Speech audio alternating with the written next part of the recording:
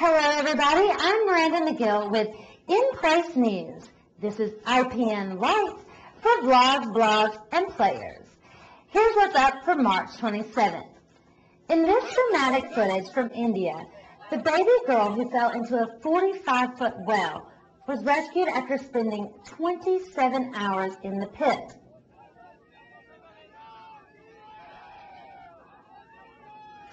Large crowds gathered to celebrate as the girl named Vandana was rushed to a waiting ambulance.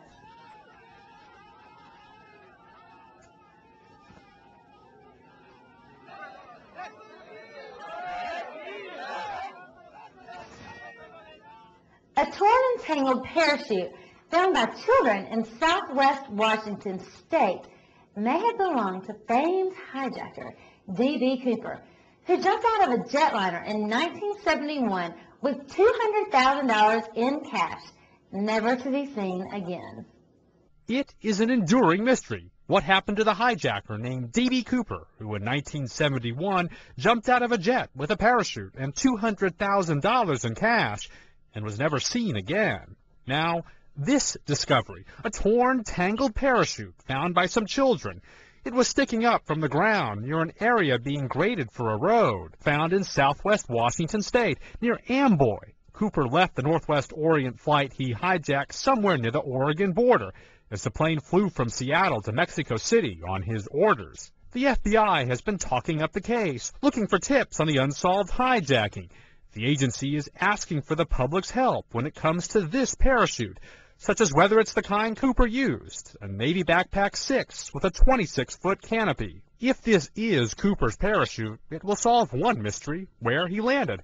But there is another piece. In 1980, a family found almost $6,000 of Cooper's money on a Columbia River beach. The bottom of the river was searched for more, authorities believing a smaller river carried it here. But if Cooper landed near Amboy and stashed money there, an FBI agent says the cash could not have gotten to the banks of the Columbia, carried by water alone. Lee Powell, The Associated Press. He was hot with those goggles on. The FBI still doesn't know much about him, but he purchased his airline passenger ticket under an alias, of course, so that's why we don't really know much about him. He purchased it under the name Cooper. Parents, if your kids are watching this, you may want to have them take a quick computer break. Have them go get you a snack. Are they gone? Okay, cage fighting for kids? Ultimate fighting was once the sole domain of burly men who beat each other bloody in an anything-goes brawl on pay-per-view TV. But the sport, often described as human cockfighting, is now branching out and has caught the attention of some children. Cage fights like these were once relegated to pay-per-view television. But in Missouri, that's no longer the case. And take a closer look. Unlike the fights on TV, these are children fighting, members of the Garage Boys fight crew. This sport is part of a growing trend known as MMA, or mixed martial arts. The bare-knuckle fights are now attracting competitors as young as 6, whose parents treat the sport the same as wrestling, little league, or soccer. Pick it up, pick it up. There you go. Mixed martial arts is a combination of ground fighting and stand-up fighting. Swivel over, hook and ankle. There, keep your legs crossed. Supporters of the sport acknowledge that allowing fights between kids sounds brutal at first, but they insist the junior sport is a disciplined martial art with plenty of safety rules to separate it from the grown-up bouts on television. Yeah, we get into a ring, we fight, but it's not really about beating each other up. It's about testing ourselves and seeing where we are and where we've become. Most of these kids are like my own kids. You know, I spend a lot of time with these kids, and their well-being is very important to me. This is something that you go do recreationally. You do it in a ring where you have an opportunity that it's a controlled environment. I really don't think that just being mixed martial arts kids that they're going to go out and want to try to start fights with anybody. And what do the junior fighters think? Just want to Like, get in there, get the kid, just get it over with and beat up the kid. I can punch people and not get in trouble. Missouri appears to be the only state in the nation that explicitly allows these fights. In many states, it's a misdemeanor for children to participate.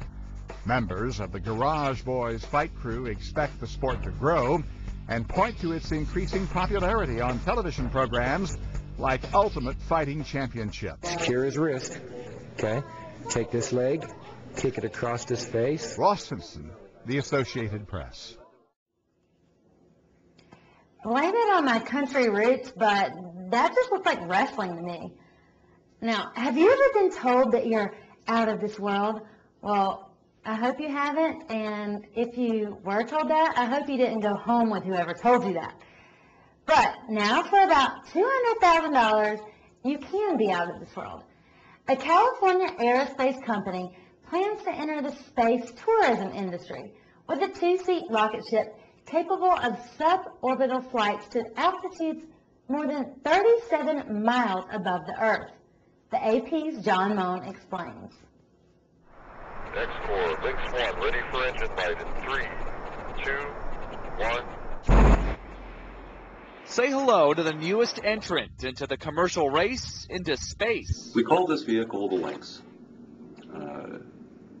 She takes off and lands like an airplane using only rocket power. California-based X-Corps Aerospace unveiled plans for a new low-cost rocket ship called the Lynx. It seats 2 people, a pilot and a passenger. No bigger than a business jet, it's designed to climb up to 200,000 feet and descend like a glider back to Earth. You can see how small the Lynx is here. It's about the size of a twin-engine piston airplane. X-Corps has been testing the idea since 1999. The company has a former astronaut among its potential pilots. You're riding up front, like, right next to the pilot, as in a co-pilot position, essentially, with an incredible view the whole time. It will definitely be a better visual experience, and from my own experience being in space, that's the main part of it, the visual experience. The announcement comes 2 months after billionaire Richard Branson unveiled a model rocket ship for his space tourism outfit called Virgin Galactic. It will charge about $200,000 a pop for a short jaunt into orbit.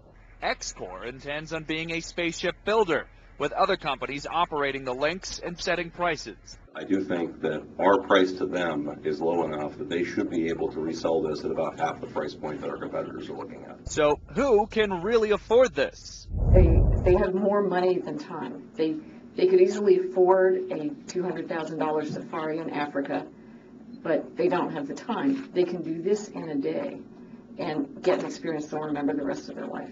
They, as one investor hinted, are probably only those with the big bucks. Figures they made their announcement in posh Beverly Hills. I think it's been quite a while before there's a Southwest Airlines equivalent of flying into space. Technologically, this is still very hard and pretty risky. Yet some analysts believe there is a market for this. I think by 2015, 2020, there will be a number of these flights. I don't think it's going to be like rush hour at LaGuardia, but I think that there is a market for this sort of experience, and at least one company is going to make a success of it. And X-Corps hopes to cash in on the cosmos with the first Lynx flight expected in the year 2010. John Moan, The Associated Press, Los Angeles. I'm Miranda McGill for IPN Right. Thanks for checking me out. For all the day's news, check out INPLACENEWS.com. Till next time.